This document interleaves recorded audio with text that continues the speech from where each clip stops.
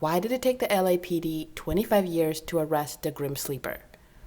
The Grim Sleeper, aka Lonnie David Franklin Jr., was a black serial killer who murdered poor black women in South Central Los Angeles area from 1985 to 1988. No one was apprehended by the police for the crime, yet the killing stopped suddenly. The Grim Sleeper reemerged in 2002 to kill again, and it wasn't until 2010 that advances in DNA technology, the reopening of old cases, and a little luck to reveal the true identity of the Grim Sleeper, which I would say it wasn't really luck. They could have caught him a lot sooner had the police actually put effort into finding more survivors and following through their lead back in 1988. Hi all, my name is Teddy, and this is Teddy's Artistry. Teddy's Artistry presents.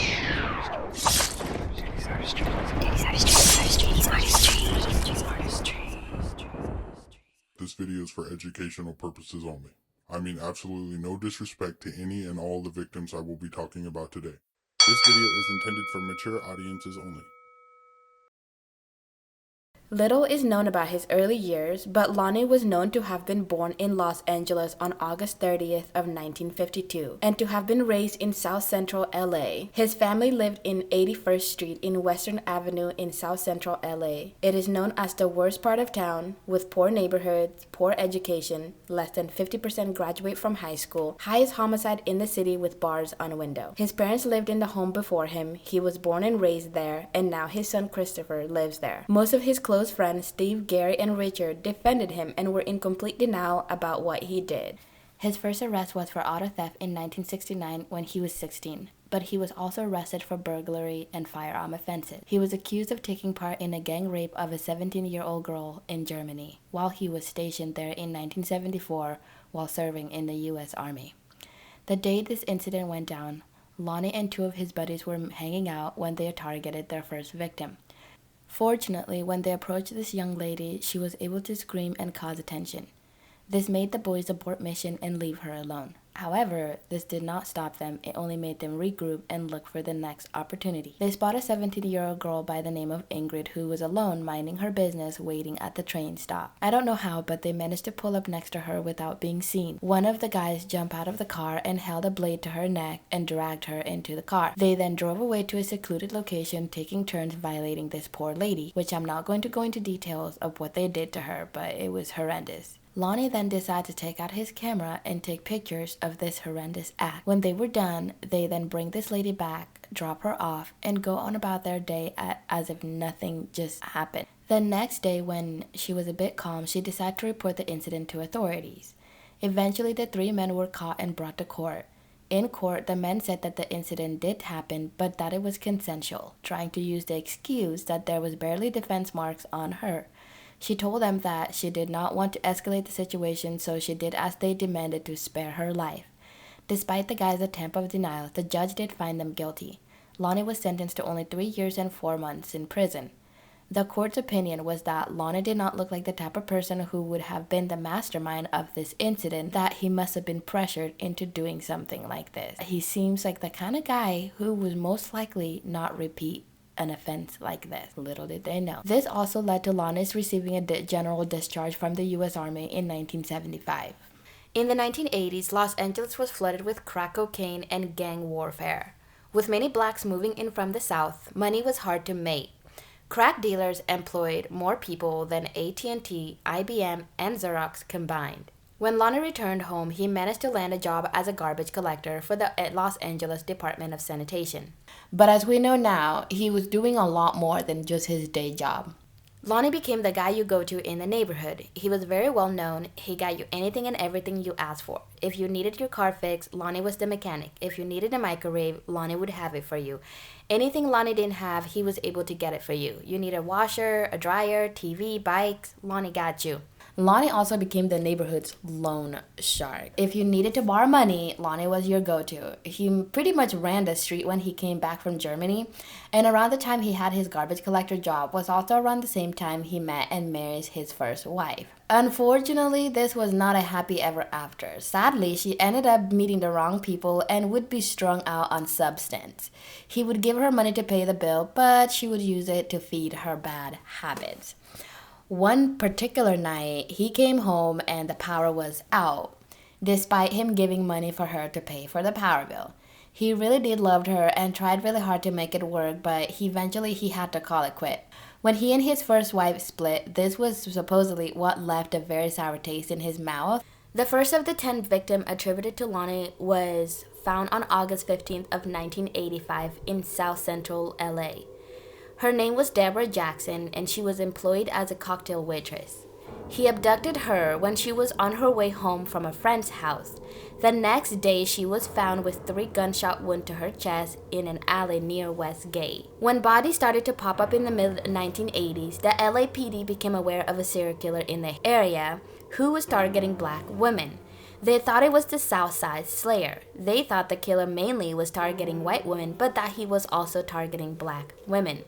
They thought the killer may have been a middle-aged white man who was targeting women in the area, but they had no strong lead. It was sad enough that they were already looking for the wrong person, but most of these black women cases were being labeled as NHI, which means no human involved, and they were being put in the back burner. Why was this a thing, and is this still a thing?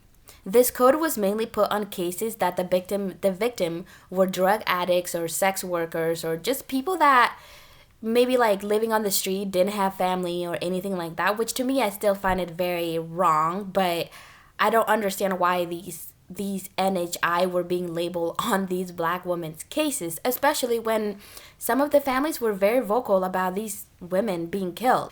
Police also epically failed to warn the public about a serial killer hunting down black women in South Central LA, and that they should probably be aware. In 1985, a woman named Margaret Prescott got together with a group of women and they formed the Black Coalition Fighting Back Serial Murders.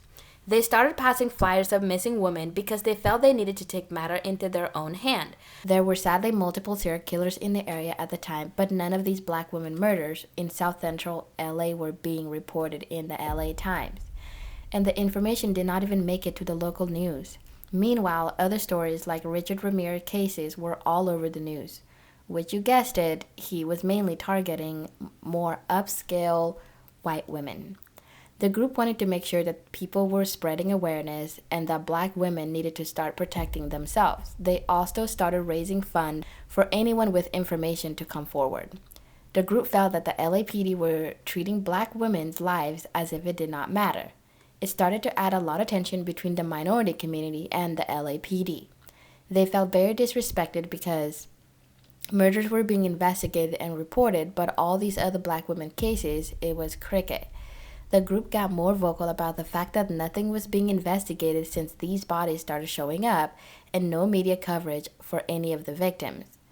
Even though they were doing the work and passing flyers in South Central LA, their flyers made it all the way to Beverly Hills. With all this pressure, this forced the LAPD to finally launch an official investigation on these South Central LA murders, because how dare this group of black women make the LAPD look bad? While all this was going on, it seemed like this was Lonnie's test skill. After his supposed first victim, he seems to have laid low. This is when he met a woman by the name of Sylvia. I think within a few months of dating, they got married, and within a year or two, they had children. It has been said that their relationship was pretty rocky from the beginning. They were off and on. They would fight a lot. There were days that she would leave for days or even weeks or months at a time before returning home to Lonnie. Eventually, she ended up leaving him for good one day. Lonnie was said to have been a pretty decent father according to the neighbors. He was pretty social with the neighbors and just seems to get along with everybody. Seems pretty normal, average guy. His friend Gary even said, the way Lonnie raised his kids, his grandkid, how he taught them how to ride bikes, motorcycle, how he taught his son to drive by the age of 10 and how to be a mechanic. How can someone with a normal life like that do something like the Grim Sleeper did? All of them used to hang out. 35 year plus of close neighborhood, close friendship. Lonnie would shut down any trouble that came to the street. One of his friend Fernando said that Lonnie would joke about killing crackheads. Nobody would believe him or take him seriously, so nobody really took it seriously enough to go to authorities. And even if they did go to authorities, who was taking him seriously? His first wife was the reason he hated women, and because she was a crackhead. She would use up all their money. So this made Lonnie hate women doing sex work, so he had to get rid of them. He looked down on anyone who drank, smoked, did sex work, or did anything Lonnie did not like. Even though he hated crackheads, he would be the one to give the cracks to these women to lure them to his car or his garage, which is like, Lonnie, make it make sense. How do you hate it and you're giving it to people? I have no idea. That's exactly the same question we have. When he was out talking to neighbors, sometimes he would bring up the subjects and realize that no one was talking about the murders, nor was it being reported anywhere, or anything of any kind of ongoing investigation. This made him comfortable in thinking he could probably do it again and get away with it. So almost exactly a year later, he decided to go after victim number 2. On August 12 of 1986, the body of a woman who's been shot by a .25 caliber handgun was dumped in an alley. The victims identified through fingerprint as a 24-year-old single mom by the name of Henrietta Wright.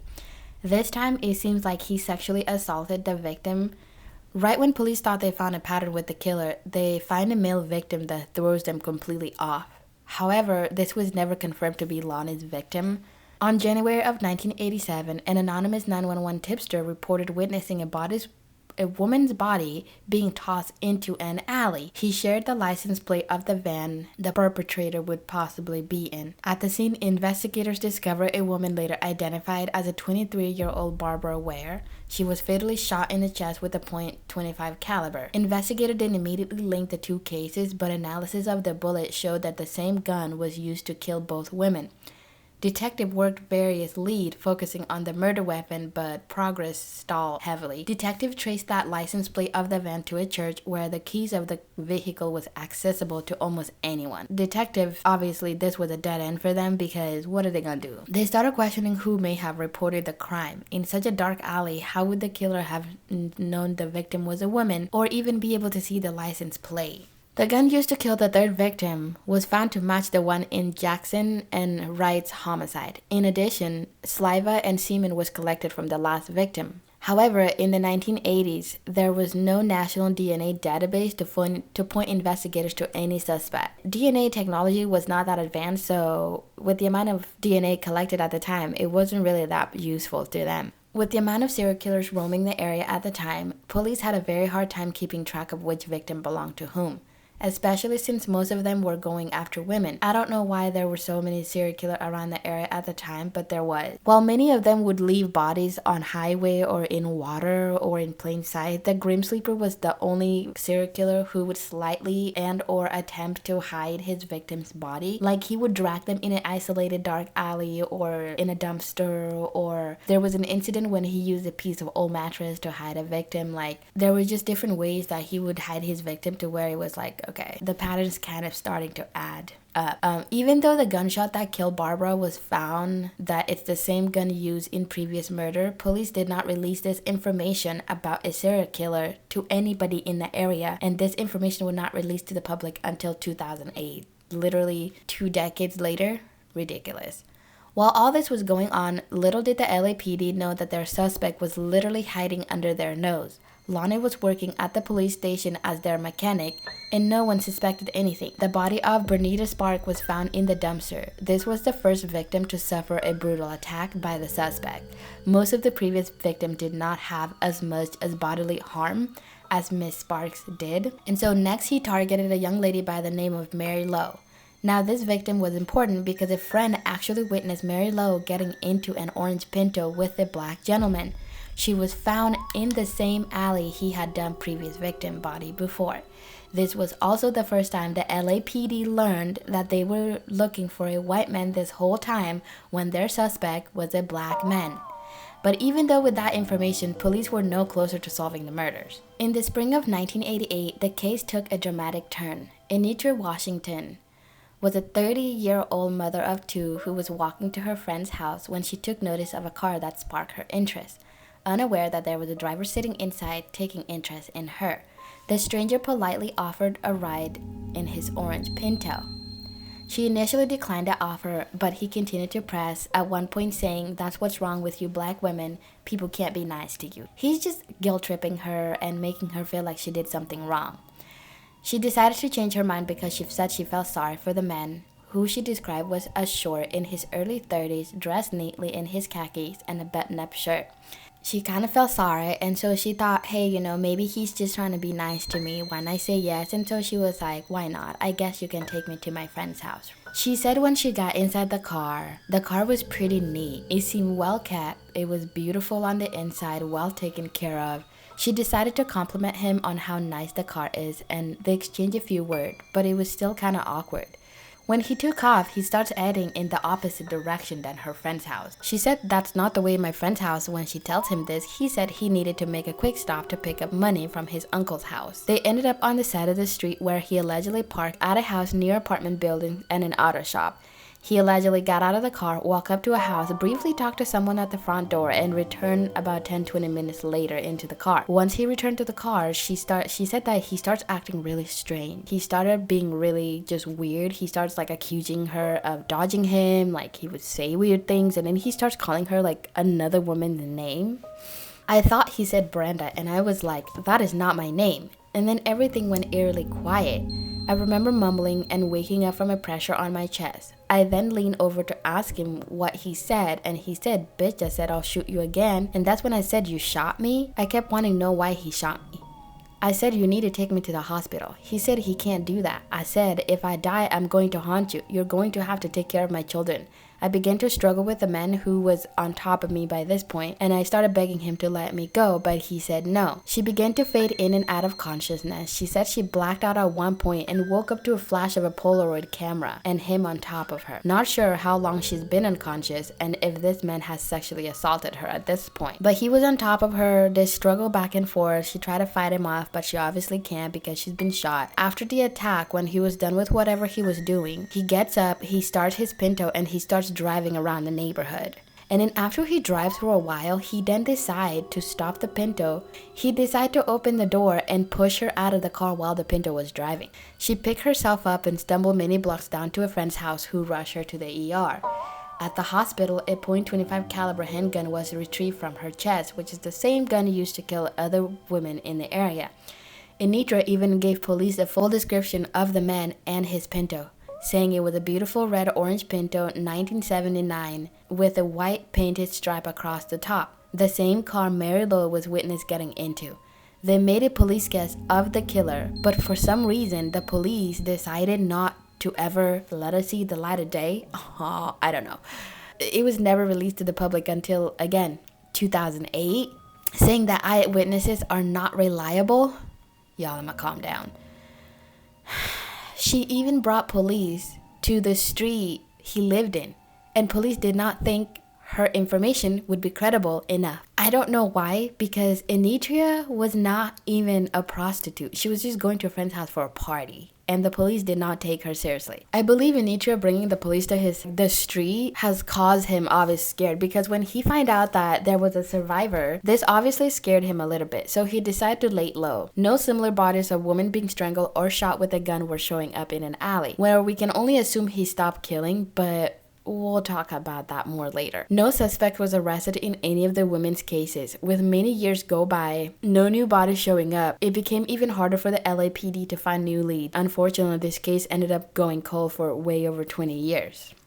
It was shocking to find how many people did not know what was going on. Back in the 80s, the count was about 90 women, but only 18 was in the book. What happened to the rest of the women missing or found dead?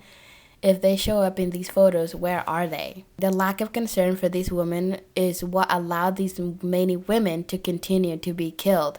Because they did not have blonde hair and blue eyes, they were not cared about. The South Central LA police did not care much to give attention to many of the black women who would go seek help from them. Even though the community was pressing the problem, the investigators' pace got even slower.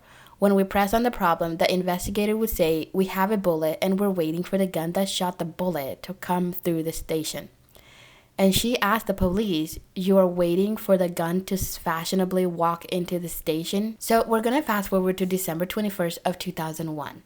A 15-year-old runaway who had resorted to prostitution for survival was reported missing by her family. She was found dead on March of 2002. 3 months after her disappearance. Unlike the prior victim, she was strangled instead of being shot. When this victim was found, police knew it was the work of the same killer who they were looking for back in the 1980s. She gets some media coverage, and this is when they gave him the nickname Gleam Sleeper, because they assume he has not been killing any victim the last 14 years because they have not found any other victims with similar marks. After this, he doesn't kill for another year. When Valerie McCoy, a 35-year-old black woman, was found dead on July 11 of 2003. At the time of her death, Lonnie was supposed to be in prison. Lonnie was facing up to 3 years in prison after pleading no contest to perceiving a stolen property. As part of a plea agreement with prosecutors, however, he was sentenced to jail for 270 days. Lonnie should have still been incarcerated on the day he is alleged to have killed her, because once he entered jail, again, he benefited from the Los Angeles overburdened justice system. The sheriff officials were releasing inmates early to ease overcrowding in the jail, where Lonnie happens to be one of the lucky ones to get released early in May of 2003. And then 2 months later, a guard in Westmont finds Valerie's lifeless body. 4 years later, Janice Peter, a 25-year-old black woman, was found dead on New Year's Day of 2007. She had been shot and covered with a garbage bag. A homeless man was looking for cans and discovered her body and called authorities. She was initially labeled as an unknown female but was identified through fingerprint. She was killed by a .25 caliber handgun.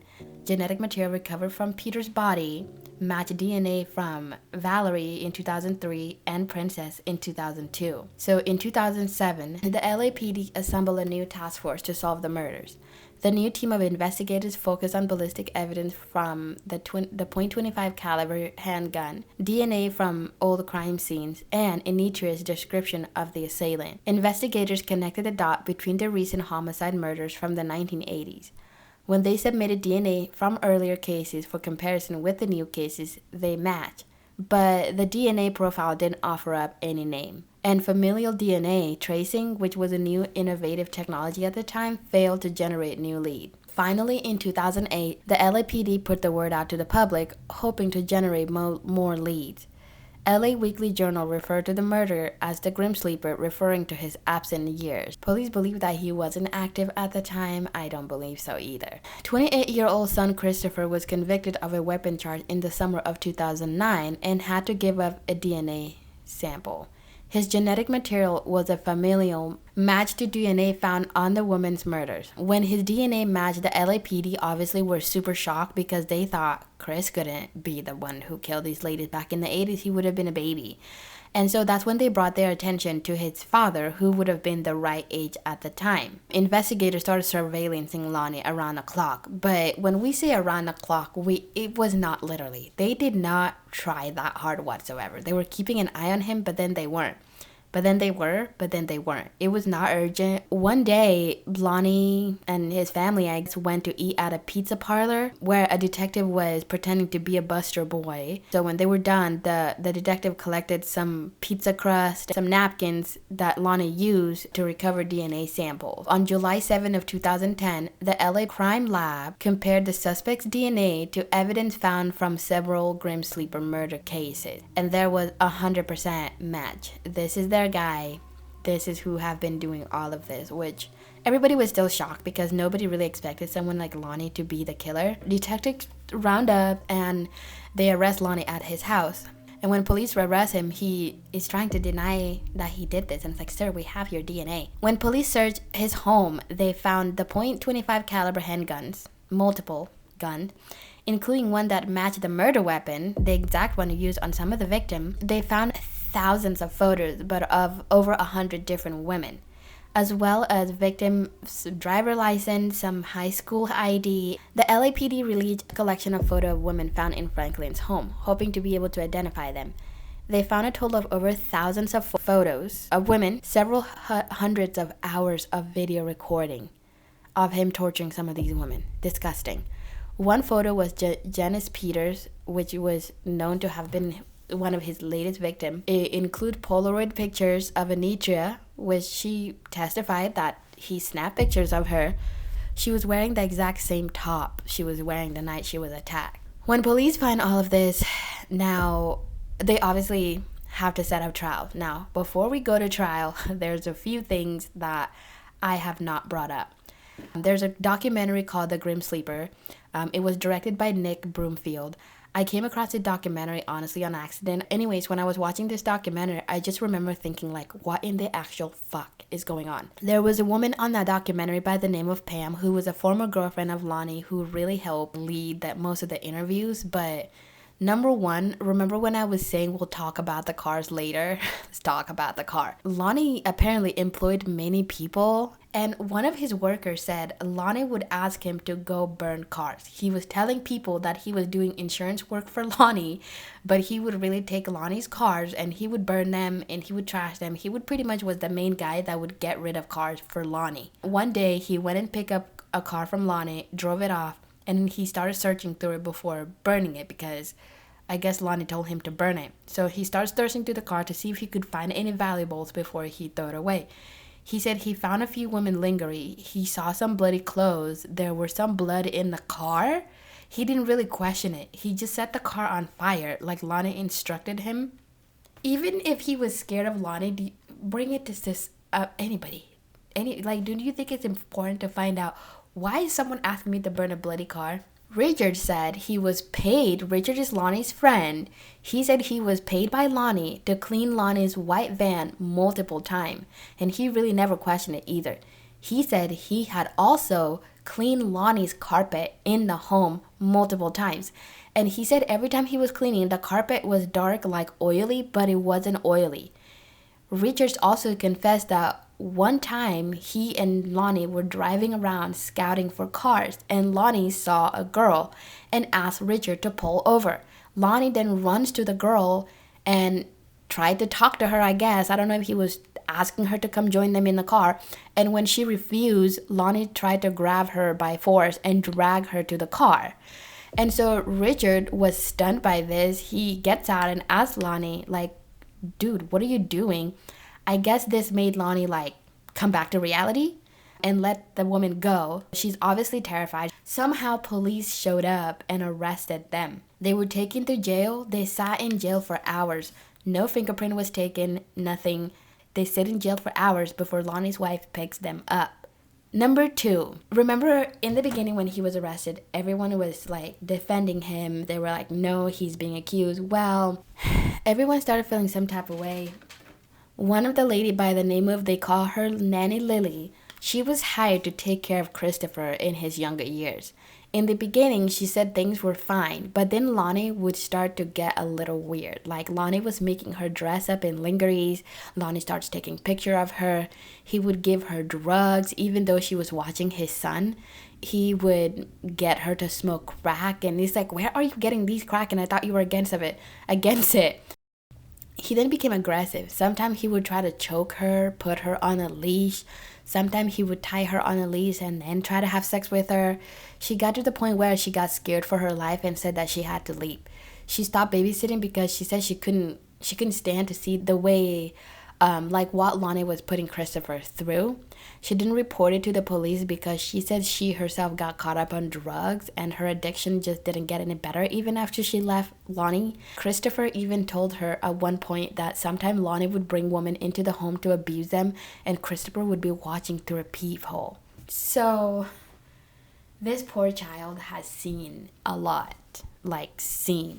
Gary, another friend of Lonnie, comes forward and said he saw Lonnie's .25 caliber handgun. He said that Lonnie would have it on him all the time. He would have it with him in his lawn. I saw a handcuff fall out of his car one time and I asked Lonnie about it, but Lonnie only laughed it off. He showed Gary's pictures of some of his victims and Gary was like, what the fuck? Why are you showing me this stuff? Lonnie only laughed. No one told the police because no one had anything beside liking women. Gary and Lonnie would share pictures of naked women together that they took. Gary said that he was living the life of a bachelor, so to him it was just fun and game. Him and Lonnie were checking out women, laughing and all that stuff. To him it was nothing too seriously. Like, he was unaware that some of these women Lonnie was showing him a picture of was already dead and or were going to be dead. Gary and Della both said that Lonnie doesn't let a lot of people in his house. It is rare that someone like Gary and Della were able to be inside Lonnie's house, but they both did testify that they were in Lonnie's house. The house was always dark and creepy, and Lonnie did have a white van. Now, Jerry was another person. So Jerry became friends with Lonnie because Lonnie bought him a bike. They became good friends. He became the main person who would pick up women for Lonnie. Sometimes he and Lonnie would pick up women and Lonnie would drop Jerry off. Jerry had no idea that some of these women they pick up were being killed by Lonnie when Lonnie drops him off. Sometimes when they pick up the women together, Jerry knew most of the women. Sometimes Jerry was there when he tortured the women. When the women started crying, he would just grin at Jerry and wink at him to let him know that he was just having fun, that he's not really doing any harm to these women. So Jerry never got interviewed by the police. And there are some very graphic details that Jerry brings up that I don't know if I want to even bring into the story, but Jerry would be smoking crack, so he would be too high to care. Sometimes Lonnie would give him women to torture, and he would torture these women with Lonnie. But he said he never killed these women, even though he did torture them. But again, Jerry, does that make it any better? Sometimes they would send the women to go get other women because they would pay the women. And then these women that would be sent to Lonnie would never be seen again. But Gary was so caught up on crack, he didn't notice anything. Now, Della Shawn was a young lady who dated Christopher in her high school years. She said she spent her entire 11th grade with the family. I spent nights, went on vacation. The family all seemed normal. Lonnie did not work. He got them everything that they ever wanted, no question asked. He would always be like the helper, he made little perverted comment, but that was about it. Sometimes he would creep by to listen to me and Chris's conversation. The house was always dark and dim. Only the kitchen and the living room blinds was up. There was a lot of porn magazines in the bathroom. He had a Pinto car. There was junk everywhere from the outside and in the inside of the house. I remember a shoebox with pictures. He always had 3 cell phones, one for business, one for personal, and one for his hoes. He had a white van, and one time we were riding in the van once, and Christopher asked me to open the glove box and retrieve something. There were Polaroid pictures, stack of Polaroid pictures of women, and some panties. But at the time I didn't think much of it, and I just left it alone. Christopher was always home, and he was always involved in his dad's business. He was crazy. He would pull the gun on you if you piss him off. He had a gun with him all the time, and he would stab you without thinking twice. So Della Shawn obviously got to witness a lot more than most of these people did, but thankfully Lonnie didn't kill her, which is like, oh my God. I was at the serial killer's house. 3, last but not least, Fredia Gibbs, aka the Cheetah, aka the most dangerous woman in the world, was born on July 8th of 1963 in Chester, Pennsylvania. She was bullied a lot growing up, so that's how her uncle got her to start learning martial art. She also did track and basketball in high school. She had studied martial arts at Quinn Storm under the instruction of Master Ricky Berry, Mr. Brown, and her uncle William Gross in Chester. In the 1990s, after moving to North Hollywood, California, Miss Gibbs took up kickboxing at the Jet Kickboxing Training Center under the instruction of Ruben and David Crepes. She also attended the Muay Thai Academy of America in North Hollywood, and her Muay Thai master manager was named Felicia. Gibbs made Black history at the Battle of the Master pay-per-view show to win the ISKA World Championship in April of 1994 event in San Jose, California. This made Gibbs the first African-American female to hold the World Kickboxing Championship for the International Sport Karate Association. She earned the name the most dangerous woman in the world after she beat the world champion Valerie She went on to become one of the most dominant champion of all time, remain a significant historical figure in the light and super lightweight in kickboxing division. She competed from 1991 to 1997, amassing a record of 16 wins, 0 losses, and 15 KOs. And 3 world titles. She also competed as the top contender in women professional boxing from 1997 to 2005. Gibbs became named as one of the top 10 greatest African American female athletes of all time for kickboxing. Like, this woman has done it all. The reason I bring her up is because she is one of the many survivors, and if she had not had those skills, I don't think she would have been around to make history in 1994. Because in fall of 1993, Fredia was invited to attend a party in Inglewood, California. It was probably around 3:30 in the morning. I'm tired, I'm done, I'm ready to go home. And this gentleman was there. This dude was like, I'll take you home. So we're driving down. I tell him to make a right on Collision. He suddenly makes a left turn. And I'm like, that's not where I live. When he turns the corner, he parks the van and it was like, look here, why don't you give me just a little bit and let me stick it in? And she said, no, man, I don't want you to stick it in. And so she tried to bust the door, but she noticed the door handle was broken. And she started to run to the back of the van, but she realized there was a giant lock in the back of the van. And he tried to tackle me again. I grabbed the end of his shirt tail. I pulled it over him real fast, tied it, and I swung him back, and I pulled his pants down over his shoes. Then I stepped on his chest, and I said, where are the keys at, motherfucker? And he said, there, in my pocket, reaching for the keys. I grabbed the keys from his pocket, and he was yelling and begging to let him go, begging and crying, please let me go, let me go. I refused to let him go. I dragged him with me to the back of the van. I pulled the chains off. I unlocked the doors, and I grabbed him one more time and said, let me tell you something. When a motherfucker said no, she means no. And I knocked him out again one more time, and I ran. 15 years later, here I am, coming home, tired from the gym. I turn on the TV, and there they got him. Why did Fredia not go to the police? I have no idea why she never reported the incident. When Anitra scared him in 1998, he kind of laid low up until 1993, and then he started attacking women again. But then when Fredia beat his ass, he was like, okay, maybe I should not be doing that. And he didn't do anything up until the early 2000s. But again, we don't know for sure. He could have killed a lot of more women and just found a better way of how to get rid of them, but who knows? After numbers of delays, Lonnie Franklin's trial began in February of 2016. 3 months later, he was convicted of 10 murder and 1 attempted murder. On August 10th of 2016, he was sentenced to death. He obviously killed a lot more victims, but there were only 10 women that they had solid evidence that he did. Because adding 6 more women to the case would have prolonged the trial, the investigators decided not to add it because they just really wanted to get him off the street. When he was sentenced to death in 2019, Governor Gavin Newsom said no inmate will be executed under his term. He decided they're not going to execute anybody on death penalties. For some reason, this, again, is like, why this Lonnie just keeps getting away from things. But on March of 2028, in 2020, Lonnie finally died of natural causes in prison cell in St. Quentin State Prison. Thankfully, he's gone from the face of the earth. So, yeah, this is the story of Lonnie Franklin Jr. So many people let these women down. The neighborhood, the LAPD, the friends of Lonnie, the guys in the neighborhood, the people that Lonnie was joking to about cleaning the street. Even the fucking police, they knew. Christopher said that his dad had a lot of friends in the law enforcement for cleaning up the fucking street. So, a lot of people knew.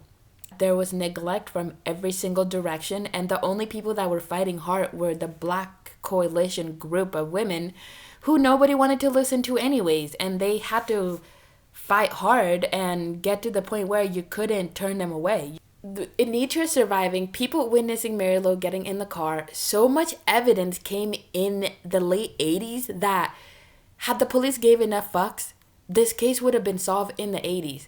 He would have not continued killing women up until 2007.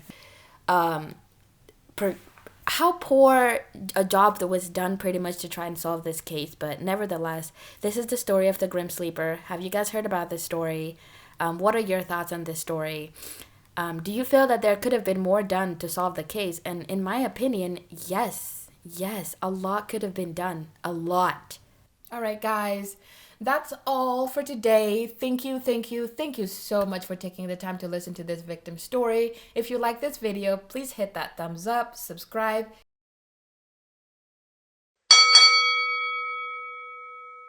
Thank you. I'm just messing.